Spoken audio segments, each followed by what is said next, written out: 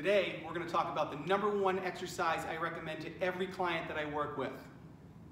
Hi, I'm Bill Daniels, owner of BeyondFitnessOnline.com, and if you like these videos, please go ahead and subscribe below. You'll get all my updates every single Friday. So the #1 exercise I recommend to absolutely everybody is to learn how to breathe properly. Now, oftentimes, that seems a little bit weird because we're like, hey, I've been breathing all my life. How could I possibly be doing that wrong? The truth is that about 90% of people that I work with have some sort of breathing dysfunction with the mechanics of their breathing. There's a certain way our body is supposed to breathe, and when we don't do it properly, then we end up with all kinds of other problems. Some of those symptoms include chronic pain, inflammation, or swelling in your joints. If you see any of that, there's a good chance there's a breathing problem. If you can't lose weight, if you're doing everything right, your nutrition's on track, you're exercising, but you've hit that plateau and you just can't get over the hump, odds are there's a breathing problem. If you have osteoporosis or osteopenia, there's a good chance there's a breathing problem.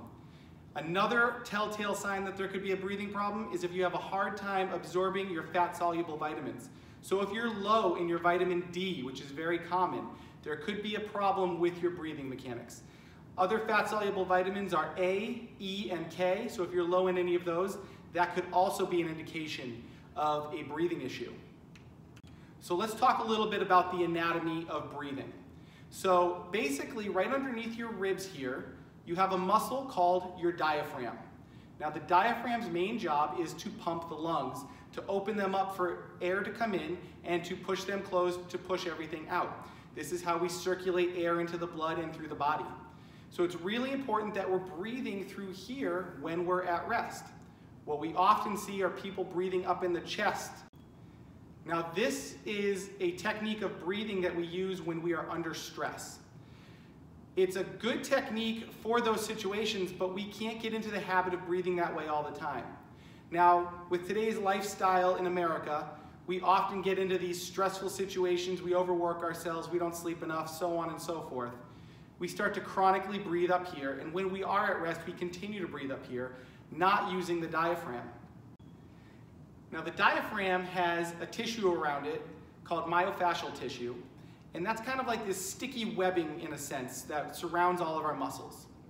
It also surrounds all of our organs. Now, the tissue on your diaphragm attaches to the tissues surrounding your organs. It also attaches to the tissues on your transverse abdominis, which is your deepest abdominal muscle.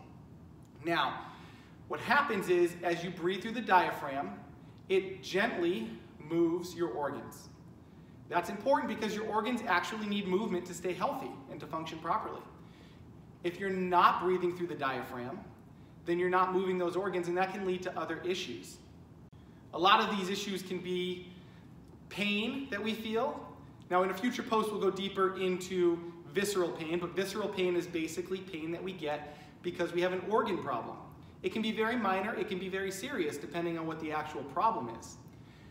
But what we want to do is be able to move those organs so that any minor problem with the organs can be solved. So if the diaphragm attaches to those organs and it moves it, that's great. The diaphragm also attaches to the transverse abdominis. So the organs that don't attach to the diaphragm attach to the transverse abdominis, and that gets moved by diaphragmatic breathing. So it's important to make sure we start breathing through there to eliminate pain. And then, in addition to that, breathing through here will actually lower your stress hormone levels. And that will, in turn, relieve a bunch of other problems.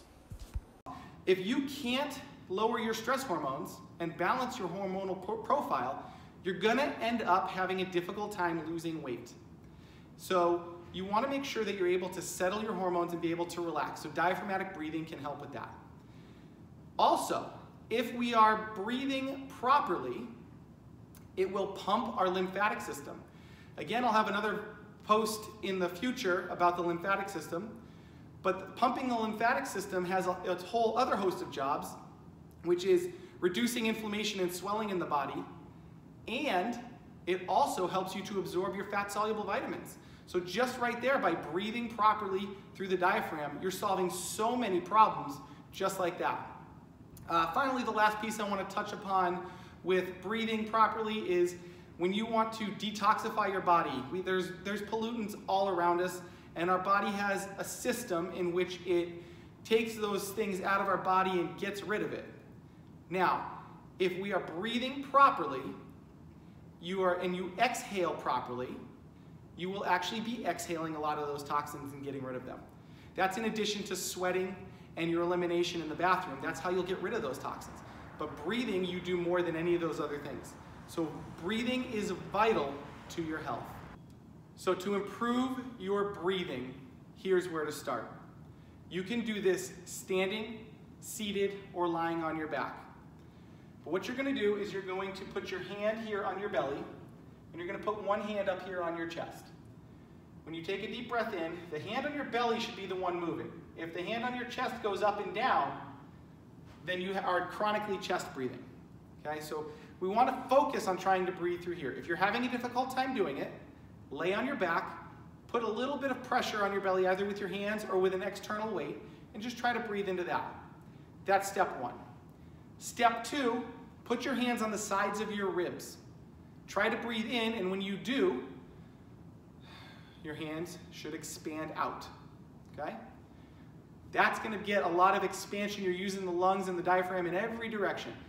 The last piece would be to put your hands on your back. I'll show you quickly. Right here.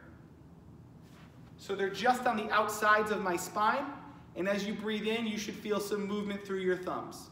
If you're doing that, you're doing what's called three-dimensional breathing, and you're getting a lot of diaphragmatic action in there, and you're really making big steps forward to improve your breathing.